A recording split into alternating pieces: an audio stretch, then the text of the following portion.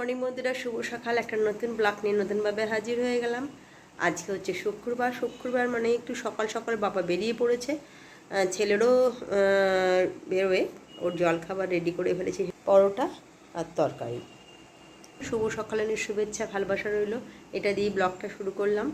আর সারাদিন আজকে তারপরে তো আছেই, রান্নাবান্না আছে, তারপরে কি বলে পড়ানো আছে, সবই আছে। চলে এলাম শুভ দুপুরের লাঞ্চ নিয়ে।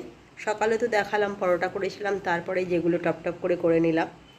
ভাত করেছি, আলু ভাজা, কুচো আলু ভাজা, যেটা গ্রেট করে করা, আর হচ্ছে পাঁপড় ভাজা, ডাল, অল্পই ডাল খায়, পোস্তটা বেশি করে দিয়েছি, একটু আলু পটল দিয়েছি, খায় না যদিও, আর মাছ। এটাই হচ্ছে ওর দুপুরের লাঞ্চ।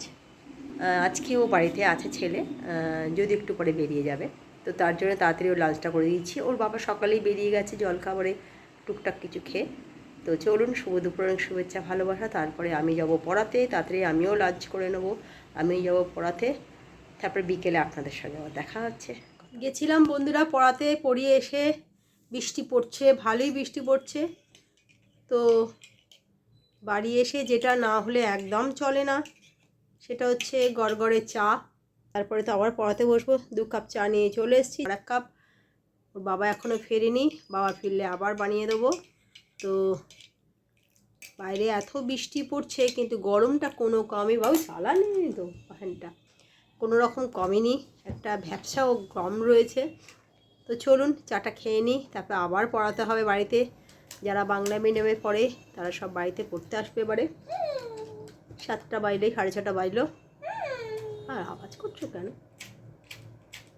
চলুন চাটা খেয়ে নিই আগে। চলে এলাম রাতের ডিনারে। আজকে রাতের ডিনারে যেটা করেছি, সকালে যা যা মাছ পোস্ত সবই আছে, সেটা আমি খেয়ে নেবো। আর ছেলে বাবার জন্য আজকে করে দিলাম, সেটা হচ্ছে কি, ঘরে সব কিছু যা যা, পেঁয়াজ, শসা, ডিম, টমেটো সস, সোয়া সস সব ভালো করে করে দিয়েছি। অল্প একটু সোয়া সস দিলে আর ভিনিগার দিলে এবার টেস্টি লাগে। আমি আমার মতন করে দিয়েছি, তা আশা করি ভালোই হবে। তো শুভরাত্রি, অনেক শুভেচ্ছা ভালোবাসা। আজকে দিনটা এইভাবেই কেটে গেল। আজকে কারবা চৌথ ছিল, অনেকে সবাই চাঁদকে দেখাই যাচ্ছিল না, এখন একটু দেখা গেছে মোটামুটি 10:30টার সময়। আশা করি সকলেই সবার ব্রত চাঁদকে দেখে, চান্দা মামাকে দেখে তাদের ব্রত ভঙ্গ করেছে, এবং নিজেরা একটু জল খেয়েছে, এবার খাবার খেতে পারবে, কেন সারাদিন না খেয়েছিল। আশা করি কারবা চৌথ বলে সকলকে জানাই আন্তরিক প্রীতি শুভেচ্ছা। শুভরাত্রি।